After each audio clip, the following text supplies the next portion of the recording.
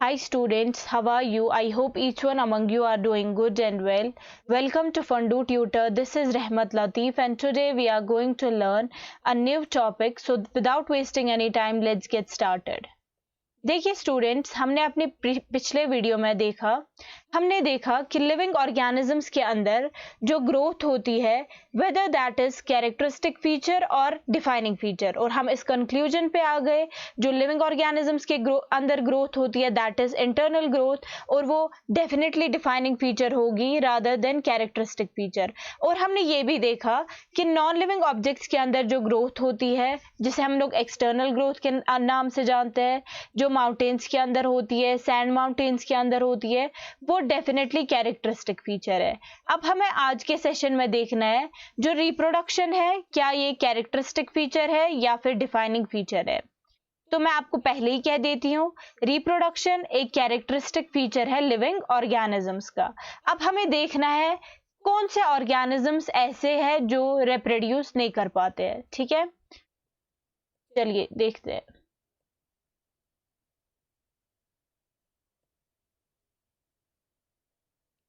पहले हम लोग देखते हैं रिप्रोडक्शन के टू टाइप्स है। There are two types of reproduction.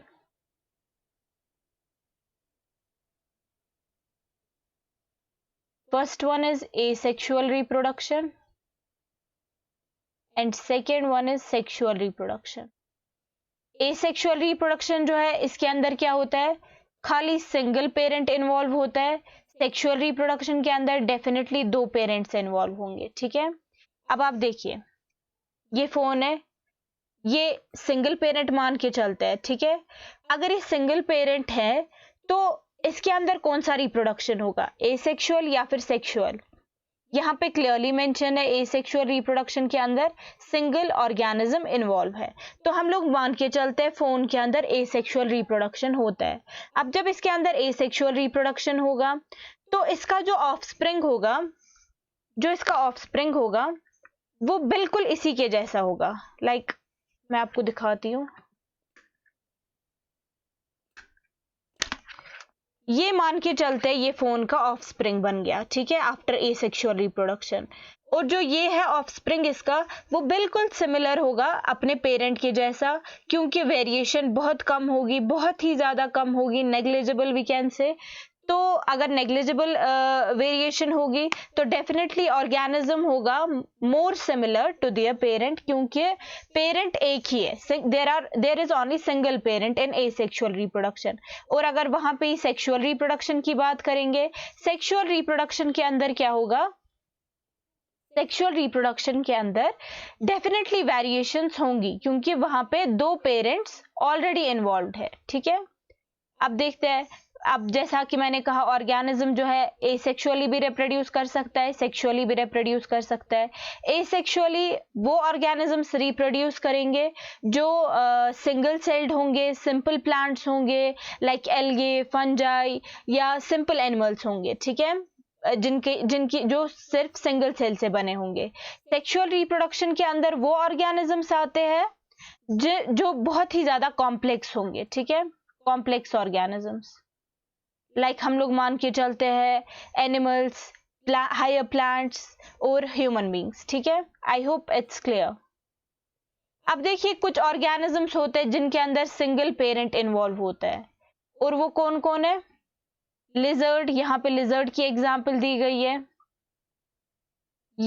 Again this is we are going to deal with it briefly in reproduction in organisms chapter. ठीक है, अब देखिए कुछ ऑर्गेनिजम्स होते हैं जिनमें खाली सिंगल पेरेंट इन्वॉल्व होता है, तो उनके अंदर हम लोग कहते हैं इट इज एसेक्सुअल रिप्रोडक्शन। ठीक है, अब देखिए आगे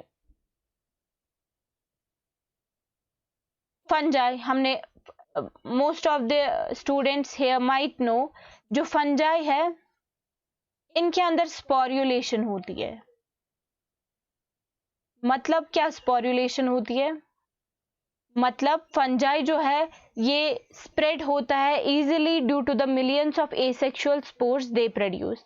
मतलब फंजाई के अंदर क्या होता है, जैसे ह्यूमन बींग्स के अंदर क्या होता है, मेल गैमीट और फीमेल गैमीट बनता है। ठीक है, सिमिलरली फंजाई के अंदर क्या होता है, ये बहुत ही सारे स्पोर्स बनाते हैं, मिलियंस ऑफ एसेक्सुअल स्पोर्स बनाते हैं, जिसकी वजह से आगे जाके वो नए ऑर्गेनिजम्स के अंदर कन्वर्ट हो जाता है। ठीक है, यहाँ पे आप देखिए ये फंजाई की एग्जाम्पल दी गई है, यहाँ पे फंजाई की एग्जाम्पल दी गई है, और आप देखिए यहाँ पे कितने सारे स्पोर्स है जो बाहर निकल के आ रहे हैं, और यही स्पोर्स आगे जाके नए फंजाई में कन्वर्ट हो जाएगा। ठीक है, आई होप इट्स क्लियर। अब देखिए कुछ ऑर्गेनिजम्स होते हैं, like if we will talk about yeast or we will talk about hydra, तो इनके अंदर क्या होता है, इनके अंदर बडिंग होती है। ठीक है, इनके अंदर बडिंग होती है। अब देखिए यहाँ पे क्लियरली मेंशन है डायग्राम में, ये यहाँ पे एग्जाम्पल दी गई है ईस्ट की, और देखिए ईस्ट के साथ साथ बर्ड्स बन रहे हैं, छोटे छोटे बर्ड्स बन रहे हैं, छोटे छोटे बर्ड्स बन रहे हैं। यहाँ पे मैं दिखाती हूँ आपको, अगर हम मान के चलते ये एक ईस्ट है, इसका जो है छोटा बर्ड, इतू सा बर्ड निकल के आएगा, ये ईस्ट है, ये इसका बर्ड है। ये हम थोड़ा एग्जाम्पल से समझ लेंगे। जब एक बच्चा बहुत ही छोटा होता है, वो बिल्कुल अपने पेरेंट्स पे डिपेंड होता है। ठीक है, अगर हम मान के चलते हैं ये छोटा सा बच्चा है और ये इसका पेरेंट है, ये इसके पेरेंट है। ठीक है, तो ये इनिशियली तो बिल्कुल अपने पेरेंट्स पे डिपेंड होगा ऑब्वियसली, लेकिन जब आहिस्ता आहिस्ता आहिस्ता आहिस्ता ये बेबी जो है ग्रो करेगा, बढ़ने लगेगा, मैच्योर होने लगेगा, तो ये क्या होगा, ये डिटैच होगा, ये ऐसे डिटैच होगा पेरेंट सेल से, और ये एक नए ऑर्गेनिज्म के अंदर कन्वर्ट हो जाएगा। ठीक है, ये पेरेंट सेल है और ये हम मान के चलते हैं ये बर्ड है, जो कि अब नए ईस्ट में कन्वर्ट हो जाएगा। सिमिलरली अब देखिए यहाँ पे हाइड्रा है, इसके अंदर भी बर्डिंग होती है। देखिए पहले तो ऑर्गेनिज्म था, फिर इसके अंदर डेवलपिंग बर्ड आने लगा। ठीक है, ये ईस्ट सेल है, इसके अंदर बर्ड जो है डेवलप होने लगा। उसके बाद बिल्कुल एक नया बर्ड निकल के आ रहा है, यहाँ पे नया बर्ड निकल के आ रहा है, और फिर लास्ट पे क्या होता है, चेन ऑफ बर्ड्स, मतलब बहुत सारे बर्ड्स जो है निकल के आते हैं एक पेरेंट सेल पे। ठीक है, सिमिलरली यहाँ पे हाइड्रा के अंदर देखिए क्या होता है। हाइड्रा के अंदर पहले एक छोटा सा बम्प निकल के आएगा पेरेंट हाइड्रा पे, उसके बाद ये देखिए यहाँ पे छोटा सा बम्प निकल के आया। इसके बाद क्या होता है, पेरेंट हाइड्रा डेवलप्स बर्ड, इसी बम्प से फिर एक बर्ड बन के निकल आता है, डेवलपिंग बर्ड। फिर बर्ड जो है ये आहिस्ता आहिस्ता ग्रो करने लगता है। ठीक है, और जब बर्ड ग्रो करता है तो bud it ultimately breaks off to become independent hydra, तो फिर ये पेरेंट सेल से ब्रेक ऑफ होके एक नए हाइड्रा में कन्वर्ट होगा, एक नए हाइड्रा में कन्वर्ट होगा। ठीक है,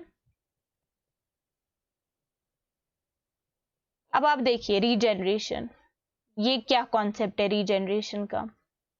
रीजेनरेशन नाम से ही पता चलता है कुछ रीजेनरेट हो रहा है, फिर से बन रहा है। ठीक है, अब आप देखिए ये एक एसेक्सुअल रिप्रोडक्शन का ही हिस्सा है। इसमें क्या होता है, parent organism divides itself into 2 unequal parts. Parent organism ही 2 अनइक्वल पार्ट्स के अंदर डिवाइड होता है। अगर हम मान के चलते हैं ये एक पेरेंट सेल है, ये डिवाइड होगी 2 अनइक्वल पार्ट्स में, तो हम मान के चलते एक चुन्नू सा होगा, एक बहुत ही बड़ा होगा। ठीक है, अब आप देखिए हम लोग किस किस के अंदर रीजेनरेशन देखते हैं। प्लेनेरिया एक ऑर्गेनिज्म है जिसके अंदर हम लोग ट्रू रीजेनरेशन देखते हैं।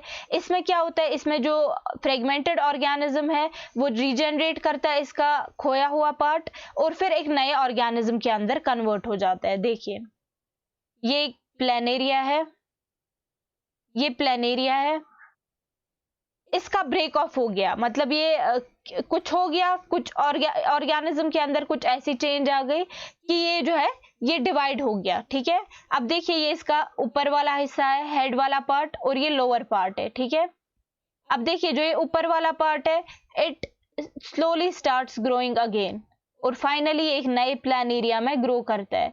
यहाँ पे सिमिलरली ये जो लोअर पार्ट है ये कौन सा, ये वाला पार्ट, हेड वाला पार्ट रीजनरेट करता है और फिर एक नए ऑर्गेनिज्म के अंदर कन्वर्ट हो जाता है। ठीक है, इसी प्रोसीजर को हम लोग रीजनरेशन के नाम से जानते हैं। This we call as regeneration.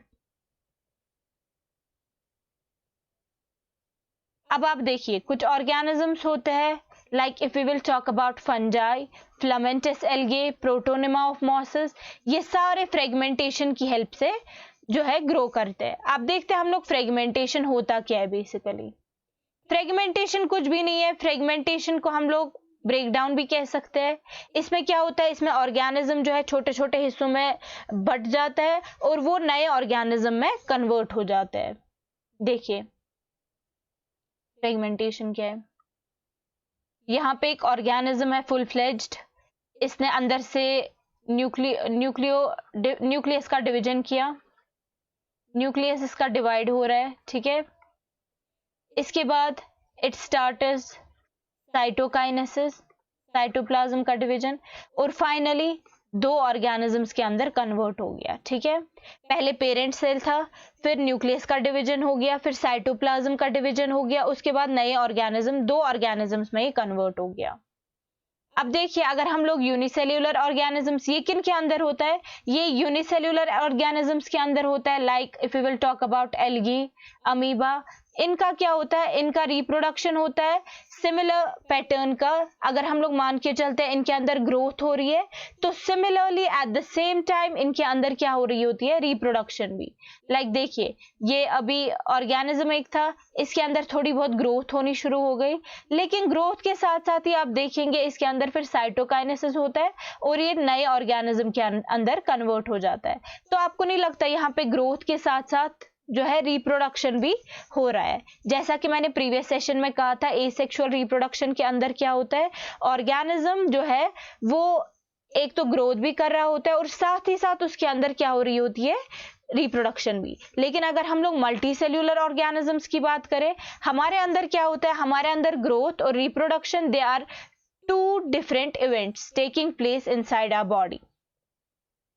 अब देखिए पेरेंट अमीबा है पहला वाला, second one is elongation of nucleus हो रही है, फिर न्यूक्लियस डिवाइड होगा और जो है साइटोप्लाज्म का भी डिवीजन होगा साइटोकाइनेसिस से, और फिर हमें अल्टीमेटली चाहिए टू डॉटर सेल्स जो कि हमें फिर फाइनली मिलते हैं फाइनल स्टेप पे। ठीक है,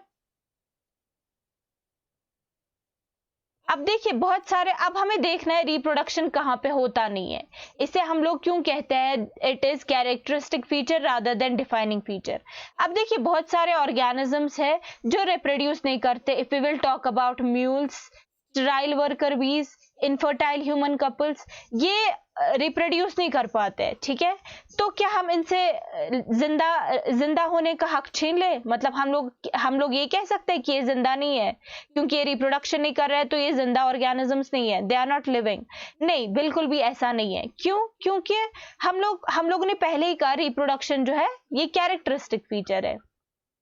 रिप्रोडक्शन जो है it is a characteristic feature rather than defining feature. ठीक है, तो इसलिए हम लोग क्या करते हैं, हम लोग इसे कैरेक्टरिस्टिक फीचर मानते हैं क्योंकि इसमें एक्सेप्शंस है। एक्सेप्शन किस की आ गई यहाँ पे, म्यूल्स की, स्टेराइल वर्कर बीज की, इनफर्टाइल ह्यूमन कपल्स की। अब आप देखिए ये म्यूल है, ठीक है, जिसे हम लोग आर्टिफिशियली जो है प्रोड्यूस करते हैं। ठीक है, म्यूल है, इसमें क्या होता है, इसमें मेटिंग करवाते हैं हम लोग फीमेल हॉर्स की और मेल डंकी की। ठीक है, और वहां से निकल के आता है म्यूल, और जब ये म्यूल ग्रो करता है, बड़ा होता है, ये लेकिन होता है ये म्यूल स्टेराइल, मतलब ये आगे जाके अपने जैसे ऑर्गेनिजम्स को राइज नहीं कर सकता बिकॉज ये रिप्रोड्यूस कर ही नहीं सकता। तो जब भी हमें म्यूल बनाना होता है हम लोग फिर से फीमेल हॉर्स और मेल डंकी की आर्टिफिशियली मेटिंग करते हैं। ठीक है, ये होता है प्रोड्यूस किससे, आर्टिफिशियली मेटिंग से।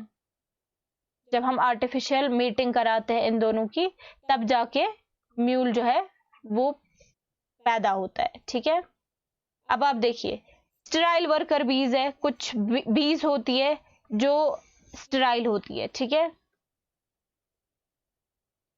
बीज में खाली क्वीन होती है जो फर्टाइल होती है, जो आगे जाके ऑर्गेनिजम्स को राइज करती है, जन्म देती है, ठीक है। अब देखिए कुछ इनफर्टाइल ह्यूमन कपल्स होते हैं। इनफर्टाइल ह्यूमन कपल्स ऐसे कपल्स हम लोग मान के चलते हैं जो रिप्रोड्यूस नहीं कर सकते ड्यू टू इनफर्टिलिटी, ठीक है। तो क्या हम उनसे लिविंग होने का अधिकार छीन ले? नहीं, बिल्कुल भी नहीं, क्योंकि हमने पहले ही कहा रिप्रोडक्शन जो है it is characteristic feature rather than defining feature. तो अभी तक हमने क्या पढ़ा? हमने पढ़ा ग्रोथ के बारे में, हमने पढ़ा रिप्रोडक्शन के बारे में। ग्रोथ में हमने देखा अगर लिविंग ऑर्गेनिज्म के अंदर ग्रोथ हो रही है इंटरनली तो वो डेफिनेटली डिफाइनिंग फीचर है रादर देन कैरेक्टरिस्टिक फीचर। और अगर हम लोग बात करेंगे इनकी नॉन लिविंग ऑब्जेक्ट्स की, उनके अंदर होती है एक्सटर्नल ग्रोथ और वो ग्रोथ है कैरेक्टरिस्टिक फीचर। और रिप्रोडक्शन बिल्कुल है कैरेक्टरिस्टिक फीचर, क्योंकि हमने यहाँ पे कुछ एक्सेप्शंस देखी लाइक म्यूल्स की, स्टेराइल वर्कर बीज की और इनफर्टाइल ह्यूमन कपल्स की जो रिप्रोड्यूस नहीं कर पाएंगे, तो इन्हें हम लोग कहते हैं, इसलिए हम लोग रिप्रोडक्शन को कैरेक्टरिस्टिक फीचर मानते हैं। तो students it was all about today session. I hope आपके जो कॉन्सेप्ट्स है वो क्रिस्टल क्लियर हुए होंगे। मिलते हैं ऐसे किसी अगले इंटरेस्टिंग से सेशन में, तब तक के लिए गुड बाय, टेक केयर, अल्लाह हाफिज।